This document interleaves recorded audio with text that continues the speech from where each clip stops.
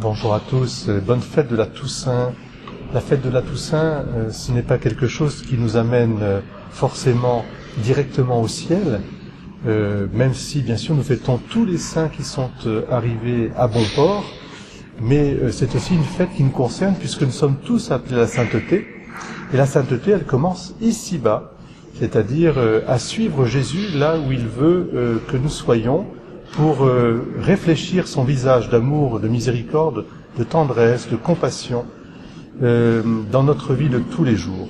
C'est pourquoi l'appel à la sainteté du pape François est un appel universel qui s'adresse aux familles, à vous parents, à vous chers grands-parents, à vous aussi chers enfants, suivre Jésus là où il nous appelle, l'accompagner, le laisser passer devant. Par exemple, une mère de famille auprès de son enfant qui est malade, qui l'accompagne, un groupe de familles qui s'unissent autour de personnes handicapées pour leur redonner la dignité et par le travail.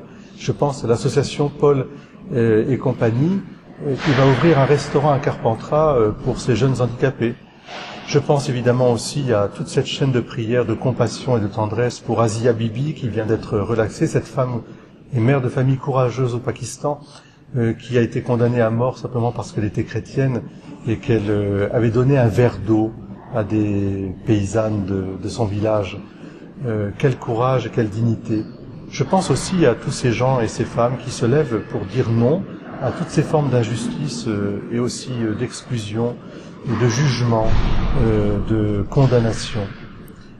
Voilà, vous voyez, la sainteté, elle nous rejoint au quotidien, de l'aube au matin, de l'aube au soir, et c'est à nous de laisser la place à Jésus, nous comporter comme Jésus le ferait. Voilà la sainteté en acte. Alors, évidemment, une place importante pour la prière, parce que c'est ces moments de prière et de silence qui nous permettent la rencontre avec Jésus, pour que nous puissions réfléchir au sens le plus lumineux du terme, le visage du Christ. Nous avons besoin aussi de ce silence, de cette prière, sans laquelle nous ne pouvons pas suivre Jésus là où il veut. Je pense aussi à mes chers SDF de Carpentras en particulier, toujours souriants, accueillants, qui nous montrent aussi un visage du Christ et de sainteté extraordinaire, comme des pèlerins en route vers le ciel.